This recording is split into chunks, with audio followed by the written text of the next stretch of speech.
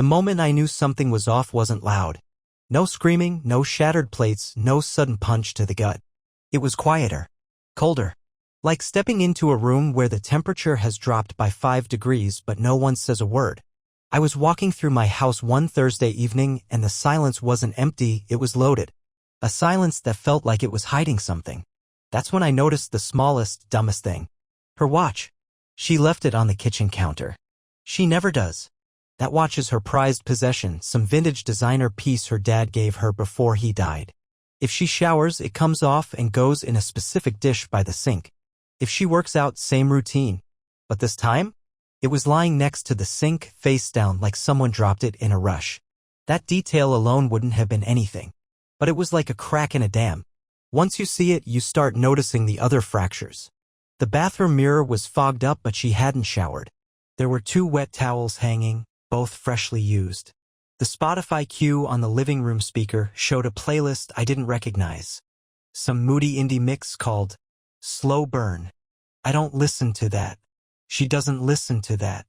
At least, I thought she didn't. I sat down at the table, didn't touch my dinner. Just stared at the wine glass she left rinsing in the sink. And then I did something I hadn't done in years. I checked the cameras. We only had 2. One at the front door, one aimed down the driveway. Basic stuff. Not to catch cheaters. But as I watched the playback from earlier that afternoon, my pulse did something strange. It didn't race. It slowed. Like my whole body was preparing itself for something unnatural. Something it shouldn't see. And there he was. A man. Tall, black hoodie, sunglasses. Walked straight up to the door like he'd done it before. I couldn't see his face, but he moved with familiarity. She let him in less than 3 seconds after he rang. 3 seconds. That means she was waiting by the door. And they stayed inside the house for an hour and 13 minutes. I didn't watch the footage any further. I didn't need to. I knew what it meant. But instead of breaking down or punching a wall or screaming her name, I just sat there, breathing, deep, careful breaths, like I was holding something delicate and dangerous inside of me. Because I didn't call her, didn't text, didn't ask where she was when she finally came back around 10 p.m., smelling like her regular perfume but wearing a shirt I hadn't seen in months. One she always said was too tight. She walked past me without flinching, kissed the top of my head like I was a pet, and headed straight to the bedroom. No guilt, no nerves, just business as usual. That's when I knew. She wasn't scared of getting caught. She wasn't nervous because she believed I'd never suspect. That kind of arrogance isn't born overnight. It's built, over time, carefully, like a second life layered over the first. And me? I had been her furniture. Predictable. Stationary. Useful. Not anymore. Because something inside me clicked into place that night. Not rage, not heartbreak, not yet. What clicked was purpose. This wasn't about one betrayal. This wasn't about a man in a hoodie or a wine glass or a song. This was about being made a fool in my own home. Living a life that was quietly, efficiently rewritten without my consent. She wanted a double life? Then let her have it. But I'd be the one writing the ending. I didn't sleep that night. I stayed in the dark, sitting in the living room, staring at the hallway where she disappeared. She slept peacefully, I'm sure. Dreaming whatever dream people like her dream when they believe they've won. I wasn't going to confront her yet. Not until I had everything. Not until the lies had nowhere left to hide. Because if she thinks betrayal was her move, she hasn't seen my opening play. And I'm not playing to win. I'm playing to end the game. The next morning, I made her coffee like I always did, 2 sugars, no cream. She walked in wearing that oversized sweater that used to drive me crazy, humming something under her breath, hair tied up messily, like nothing in the world had shifted, like she hadn't opened the door to another man in our house less than 12 hours ago. She sipped the coffee. "You're quiet," she said. "Just didn't sleep much." She didn't ask why. She didn't need to. That's the thing about liars. They don't probe. They don't want to invite questions they can't control. She kissed my cheek and said she'd be working late that night. Her boss had an emergency client. She might not be back until 9 or 10. I nodded, smiling like a damn idiot. All good, I told her. But my heart wasn't in my chest anymore. It was somewhere darker, somewhere colder. After she left, I sat at the kitchen table, staring at my laptop. I opened every file, every shared calendar, every app we'd used together. Bank accounts, location history, family cloud storage. I wasn't looking for proof anymore, I had proof. I was looking for patterns. A rhythm. Something that could tell me how long this had been going on and how much of my life had been rewritten behind my back. And then I found something. A note in her iCloud notepad buried under a dozen decoys. Password protected. Titled, July Project. I cracked the password on the 5th try. It wasn't a project. It was a journal. Sparse but clear. July 7th, he kissed me today in the elevator. Stupid, careless, hot. Ryan would have noticed if he'd been home. July 14th, he asked me to tell him 3 things about my husband. I couldn't even think of 2. July 22nd, tried to feel guilty. Failed. 32 entries. All in that same clipped, casual tone. Like it was normal. Like it was just another bullet point in her week. And the worst part wasn't the descriptions. It was how ordinary I had become in them. Not a person. Not a husband. Just an obstacle. A scheduling issue. I copied everything. Printed it. Filed it. Then I made a new folder. A real one. Not on a hard drive. Not in the cloud. Physical. Locked. I wasn't going to play this game with half the deck missing. That night, I told her I'd be working late, too. She didn't blink. She just said, don't wait up, and kissed me again like it meant something. But I didn't go to work. I went to her office. Waited in the parking lot. Watched as she got into someone else's car. Sleek. Expensive. Not from around here. They didn't kiss. They didn't even talk at first. She just climbed in like she belonged there, like it was her real home, and they drove off. I followed from a distance. 2 turns. A stoplight. A boutique hotel on the edge of the city. They went inside. And I didn't follow. I didn't need to. Because the next part of the story doesn't happen in a hotel room. It happens after. When she walks back into the house thinking nothing has changed. When she puts her bag down and starts talking about her day like it was all just traffic and coffee and emails. But this time, I'm the one waiting. And I'm not interested in her answers anymore. I'm interested in how far she'll go to defend the lie once she knows I've already seen everything. She thinks she's in control of this. But she's never seen me cornered. And I don't make noise when I move. I make decisions. And one of those is coming tomorrow night. Let her enjoy tonight. It's her last one in the world she thinks is real. I didn't sleep. Again. The strange thing is I didn't feel tired. It's like my body understood that sleep was a luxury I couldn't afford anymore. The version of me that needed rest, comfort, peace, that guy was gone. Replaced by someone watching, learning, building something careful and sharp. And when the sun finally dragged itself up over the edge of the sky, I was already showered, dressed, and waiting. She came home at 7:43 a.m. Not 10 p.m. like she said. Not even close. She tried to sneak in quietly, but I was sitting on the couch, lights off, eyes open. Jesus, you scared me, she said, clutching her phone like it was a weapon. Why are you up so early? Couldn't sleep, I said. She blinked. Calculated. That's what it looked like, an internal math problem trying to figure out how much I knew and whether to play the caring wife or the overworked martyr. She chose the second. I'm exhausted, she sighed. We had to do a full presentation redo last night, then Maya wanted to rehearse it 3 times. I swear, that woman doesn't know how to. I followed you. It dropped into the air like a brick into water. No warning, no cushion. I wanted to see her face without giving her time to build a lie. She froze. Like actually froze. No blink. No breath. And then, just as quickly, she laughed. Not out of humor. Out of panic. A short, breathy sound that was all teeth and no soul. You followed me? She said, still laughing, walking to the kitchen like this was a joke we could have over cereal. That's okay, wow. That's insane. I saw you get into his car. She poured water into the kettle. Wouldn't look at me. Whose car? Don't do that. Don't do what, Ryan? Accuse me of something and then not even explain? Jesus. The man in the black hoodie. The one who came to our house 3 weeks ago while I was supposed to be at work. Now she turned. Face hard. Jaw tight. You went through the cameras? I watched you let him in without hesitation. I watched you leave with him yesterday. I saw you walk into the Delavan Hotel like you belonged there. She didn't move. The kettle started whistling, but neither of us flinched. Then calmly, too calmly, she walked over, turned off the stove, and said, "Okay. Fine. You want the truth?" I didn't answer. She stared at me for a long time, like she was trying to see what cards I had in my hand before laying hers down. "Yes. I've been seeing someone. Are you happy now? That was it? That flat? That hollow? Not an ounce of remorse. You've been lying to me for how long?" She shrugged. "A few months. What difference does it make?" I stood up. "What difference does it make? You've been sleeping in my bed, eating my food, living under my roof while you sneak around with, oh please. Don't pretend like you were some perfect husband. You haven't touched me in months. You're boring. Predictable. I felt like I was aging in reverse. Every hour with you sucked the life out of me." Her words didn't stab, they detonated. But I didn't shout. I didn't throw anything.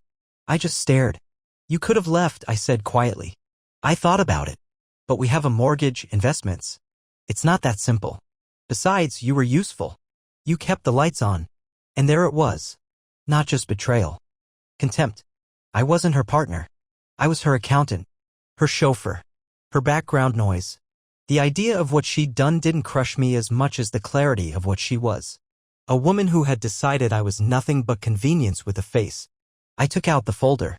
Dropped it on the counter. "What's that?" "Everything. Your journal entries. The hotel logs. The bank statements where you were pulling cash to keep your little romance off the books." Her eyes finally flickered. "Just a flash. You went through my things?" "You walked him through our front door." She walked toward the folder, flipped through a few pages.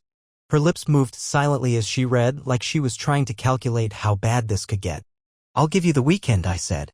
"After that, I want you out. I'll be filing Monday." She didn't cry. She didn't beg. She didn't say anything for a long time. Then, softly, almost amused, "You think I'm scared of you, Ryan?" "No," I said. "I think you should be."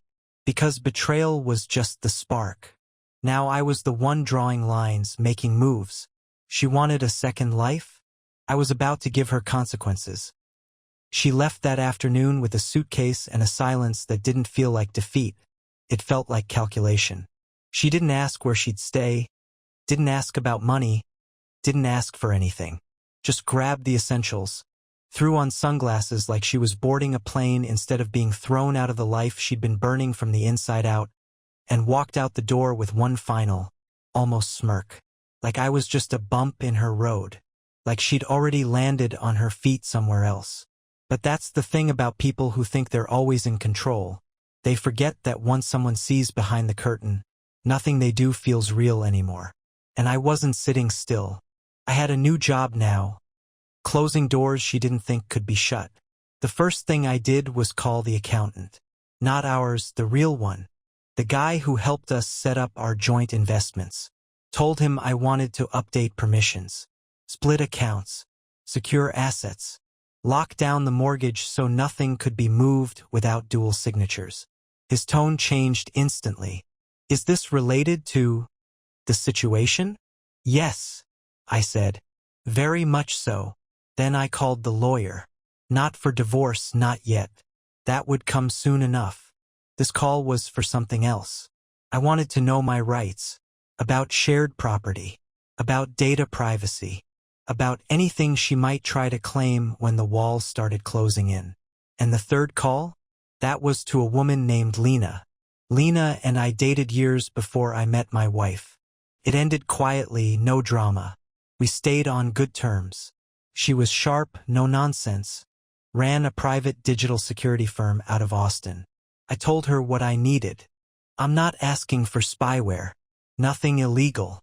I just need access to what's mine, emails, files, anything she's tried to scrub or hide that affects our assets or marriage. Can you help me find it? She didn't even hesitate. Send me what you've got. I'll start tonight. That's when the game changed.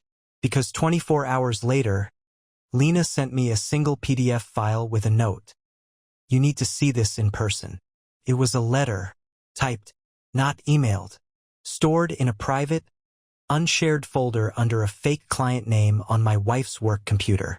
It was addressed to a man named Tyler. She wrote, "He's starting to suspect. I can tell. If it comes down to it, I'll flip it on him. He's too passive to fight. Just keep reminding me why we're doing this. Once I get the settlement and the house, we're golden. She wasn't planning to leave quietly. She was planning to gut me, drag me through a divorce she would control, use her fake journal of abuse or emotional neglect to build sympathy. Take the house, take half, maybe even go for alimony. She didn't fall out of love. She went hunting. I sat there reading that letter 3 times in a row, hand steady, heart not so much. The betrayal was layered. This wasn't a broken marriage. This was a con. I'd been living next to someone who wasn't confused or lost or swept up in passion. She was cold, strategic. She was building a version of me that didn't exist so she could profit from destroying it. I forwarded the letter to the lawyer. His reply came fast. This changes everything. That night, she texted me. Her, can we talk? Me, sure. Let's talk Monday. With lawyers. Her, Ryan, don't do this. We don't need lawyers. Me, you were planning to take everything. Her, what are you talking about? Me, Tyler. She didn't reply for 4 hours. Then finally, her, you went through my work files? You've lost your mind. No denial. No explanation. Just rage that I found it. And that's when I knew something important. I had her. Off balance. Exposed. But I wasn't done. Because the next part wasn't about what she tried to do. It was about turning it around. Making sure every lie, every step she took deeper into the fire, dragged her down instead of me. If she wanted war, she picked the wrong enemy. Monday came fast. She showed up to the meeting like she was walking into a photo shoot.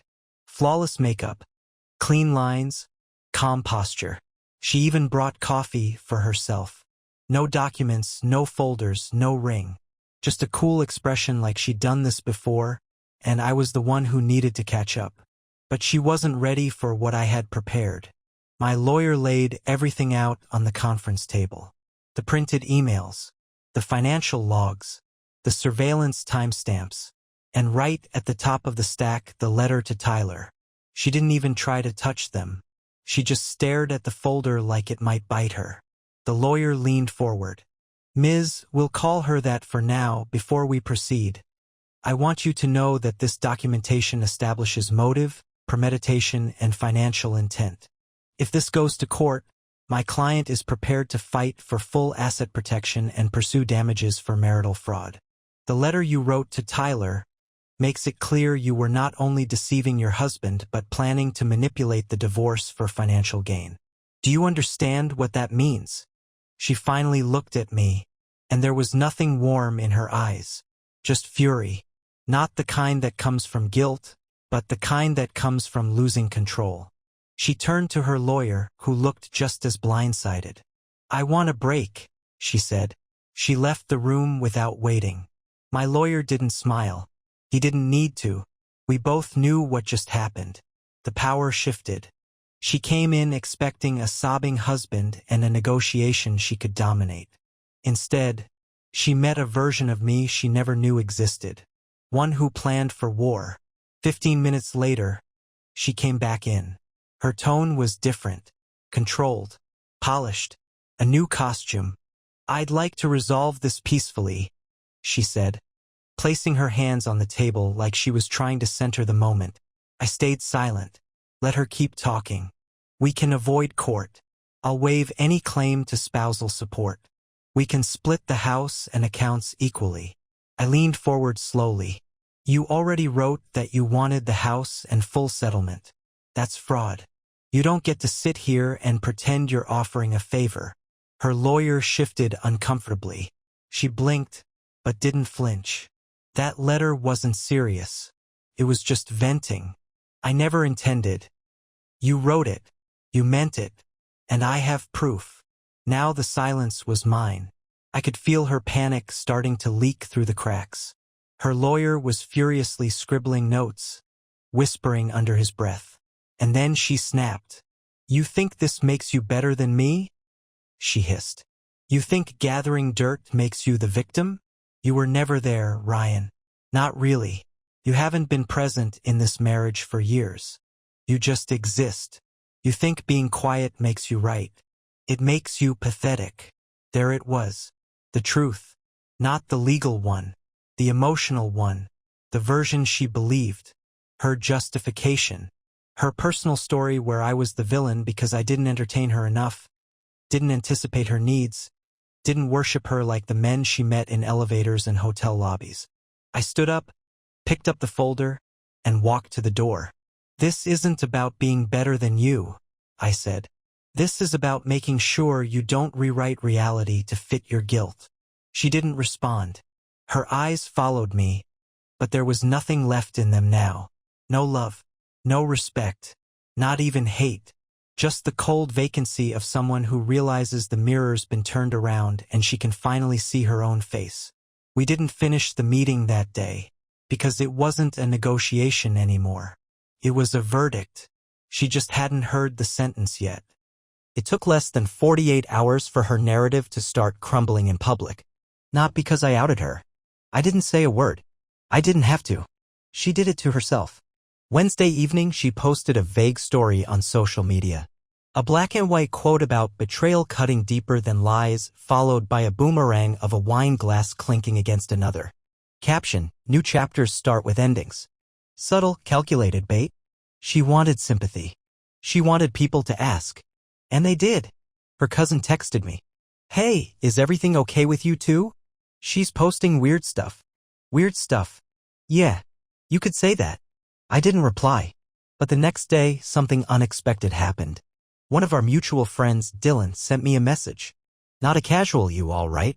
Not a neutral "I'm here if you need anything." He sent me a screenshot. It was from 6 weeks ago. A group message I wasn't in. Ashley, Ryan's getting suspicious. I need you all to keep your mouths shut about last weekend. Someone replied, did you tell him you were with Maya again? Her reply, of course. I swear, if this backfires, I'm torching the whole thing and making him look like the controlling one. Torching the whole thing. I stared at that phrase longer than I should have. My thumb hovered over the keyboard for almost 10 minutes before I typed, how long have you known? Dylan, I didn't want to get involved. I thought maybe she was just venting. But after the story yesterday and now this divorce talk, I felt sick. You don't deserve that. I thanked him, saved the screenshots, and didn't reply to anyone else that night. But I didn't sit in silence either. I made a decision. The next morning, I called her office. Not her cell. Her office. Hi, is she available? May I ask who's calling? Her husband. Soon-to-be ex. The pause on the line said everything. When she finally picked up, her voice was taut. Not scared. Cornered. What do you want? I want you to know that I'm done playing quiet. Oh, so now you want to ruin me? No. I don't need to. You're doing it yourself. You're seriously calling my job? Are you trying to humiliate me? No, I said. I'm giving you a heads up. You might want to start telling the truth before it leaks from everyone else's mouth. She hung up. 5 minutes later, she posted a new story. Blank. Just white. Text in bold. Sometimes people snap and show who they've really been all along. Watch who tries to paint themselves as a saint. She thought she was spinning the narrative. But her mistake wasn't in underestimating me. Her mistake was assuming everyone else would play along forever. Because 2 hours later, another message came in. From her own coworker. A woman I barely knew. She'd seen the story. And she sent me a photo. Ashley, the mystery man. 2 weeks ago. At a corporate event. Not a work colleague. Not a client. Just a man with his hand on her lower back while she laughed into his neck like no one else existed. The coworker wrote, I wasn't sure if I should send this. But you deserve better. People talk around here. You're not crazy. It was the first time I'd heard those words from someone who wasn't on my side. You're not crazy. And that was the shift. She no longer controlled the narrative. She no longer had the privacy to lie without consequence. The walls weren't just closing in, they were folding in on her, one person at a time. The best part? I hadn't posted a thing. I didn't need to. The truth is louder when you're the one who stops talking. And she was about to learn just how silent I could be. Because the next move? It wasn't about exposure. It was about isolation. And I was already halfway there. She called that night. Not to apologize. Not to beg. To threaten. I let the phone ring twice before picking up. Speaker on. calm voice ready. "You need to stop this," she said. "Whatever you think you're doing, whatever games you're playing, it's over. You're destroying both of us." I didn't speak. "You think you're clever? Sitting in silence while everyone starts turning against me? You think people won't see through that eventually? You're not a victim, Ryan. You're a manipulator who's finally showing his true colors." Still, I said nothing. Then she snapped. "You ruined me. My boss asked if everything was okay today. He looked at me like I was contagious. You've poisoned everyone around me." I finally responded. "I didn't say a word." "That's exactly the problem," she screamed. "You just stand there, let it all happen like you're some tragic hero. You're a ghost, Ryan. You always were. Quiet, forgettable, soft. That's why this happened." Ah, there it was again. Her favorite defense, blame my silence. Like silence was a crime. Like I hadn't spent years listening to her rewrite reality while I stood by, trying to keep the peace. She thought my quiet was weakness. But silence is just compressed intention. I let her words hang. Let her dig deeper. "You can't make it through this alone," she said next, softer now. Calculated again. "I know you. You're not built for this kind of war. You don't have it in you." She hung up. And then she blocked me. Phone, email, every platform. That's when I knew. She wasn't just reacting. She was running. Running scared. Because the truth wasn't just out there. It was closing in on her from angles she hadn't prepared for. Friends whispering. Co-workers stepping back. People asking the wrong questions. And I hadn't lifted a finger in public. Yet. But that changed the next morning. Lena, my contact in digital forensics, sent me another file. A financial analysis. Turns out, my soon-to-be ex-wife had been funneling small amounts of money into a second private account for over a year. Just enough to stay invisible. Just enough to plan a soft exit without tripping any alarms. But she'd slipped up once. One transfer, accidentally labeled T-Flight. Tyler, the man in the hotel. The man who hadn't shown his face yet, but who had become the ghost behind her every movement. And now I had him. I traced the account to a private bank in Nevada. And Lena? She pulled his LinkedIn. Tyler H. freelance consultant. Works remote. No attachments. No fixed address. Perfect. Ghost meets ghost. I didn't confront him. Not yet. But I did send a small package. No return address. Inside, a printout of the journal entries. The hotel timestamp. The letter she wrote him. And a note in red ink. "Do you trust her?" I wasn't trying to scare him. I was trying to plant a seed. Because if she thought I was dangerous out loud, she had no idea what I could do in whispers. And once Tyler started asking questions, she'd have no one left to blame. No man to run to. No story to sell. Her escape route? Cracking. And soon she'd be standing exactly where she left me. Alone. Surrounded by silence. But this time, the silence wouldn't protect her. It would consume her. It took 5 days. 5 days of silence. Then Tyler answered. Not to me, he wouldn't know how. I hadn't left my name. No trail, no fingerprints. But I heard it through her. And she was unraveling. Saturday afternoon, she showed up at the house. Uninvited. Unannounced. Stormed in like she still had a key to my time, like everything she'd done was just a small misstep that could be negotiated with a few well-placed tears. She didn't cry. She raged. "You're sick," she said, standing in the middle of the living room like she was performing. "You think you're clever? You think this little game makes you powerful? You're playing with people's lives, Ryan." I didn't move from the kitchen. "You look tired," I said. "Did something happen?" Her eyes flared, and for the first time since this began, she dropped the act. "You sent him that crap, didn't you? Those files. The letter. You poisoned him. He's gone. He cut everything off. Called me a liar. Said he doesn't trust anything I say now. He was supposed to move here." There it was. Confirmation. I hadn't just hit a nerve, I'd shattered the spine. "He saw the truth," I said. "I just helped him read it. You had no right. You had no right to drag me through your fantasy of being the victim." She stepped closer, wild now. Her tone shifted again, pleading, venomous. "You don't understand what you've done. That man? He knew me. The real me. The one you ignored for years. The one you kept in a glass box. You don't know what it's like to feel seen. Oh, I do, I said. I see you perfectly now. That's the problem. Her expression cracked. This wasn't just about losing Tyler. It was about losing the illusion. She thought she could jump from one life to the next, collecting validation like trophies, never having to face the wreckage behind her. But Tyler wasn't who she thought he was. He didn't want to inherit someone else's mess. He wanted the story. She gave him lies. And when the curtain dropped, he walked away. Her breathing was sharp now. Not crying. Breaking. You don't get it, she said, quieter. I never meant for this to happen like this. Yes, you did, I replied. Every lie you told had purpose. You orchestrated this. You even rehearsed your exits. This isn't an accident. It's who you are. She backed up.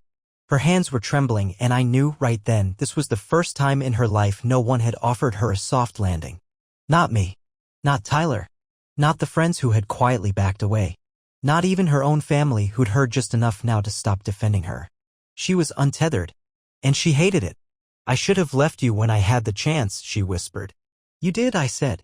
Every day you lied, you left a little more. She didn't speak again. She just stared at me like she didn't recognize who I'd become. But I hadn't changed. I just finally caught up to the truth she'd been hiding from me. And now? She was out of moves. She turned, slammed the door on her way out, and peeled away in her car like she could still outrun this. But the damage was done. She wasn't coming back. And not because I'd locked the door. Because there was nothing left inside worth coming back for. The week that followed was quiet. Not peaceful. Not calm. Just a different kind of quiet. The kind that fills a space after something detonates. The furniture's still there. The walls are still standing. But the air's wrong. Like the room remembers what happened inside it. She didn't come back. Didn't call. Didn't text. And I didn't check on her. But I did check the mail. That's where I found the last piece of her mask, crumpled up and half-torn in a letter from a lawyer, not hers, a new one. She was trying a different approach now. The last play in her deck. The sympathy move. The letter said she was seeking mediation, not litigation. That she wanted to resolve things amicably and that she was committed to fairness and clarity. I laughed when I read it. Not because it was funny. Because it was so perfectly desperate. She thought she could change the rules mid-game.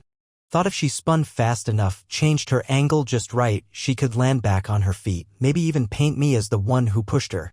But the thing about truth? It sticks. And her world was no longer full of soft surfaces. People had started to talk. The story was out now, her story. In scraps, whispers, fragments passed from one confused friend to another. Everyone had a piece of the puzzle. Enough to start seeing the whole thing. And what they saw was her. Stripped of the polish. The rehearsed charm. The curated grief.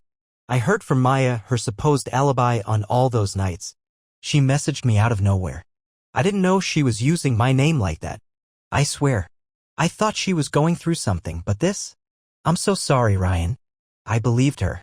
Because now the only person who hadn't reached out was Ashley. She'd gone underground. The same way a magician disappears when the trick fails.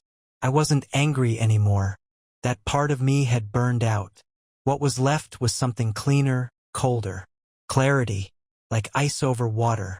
Smooth, still, unforgiving. But I wasn't done. Not yet. Because while she was trying to rewrite her exit, I was finalizing mine. I met with my lawyer. Laid out everything again. The timeline, the files, the financial misdirection. The manipulation. The emotional sabotage. He listened, didn't say much. Then he looked me in the eye and said, "She's lost control of the story. That's your leverage. Use it." So I did. I sent one final response. A letter. No threats. No anger. Just facts. I told her what I'd filed. What I had. What would happen if she pushed further. What she stood to lose. And then, the last line. "This is your final chance to walk away quietly. Take it."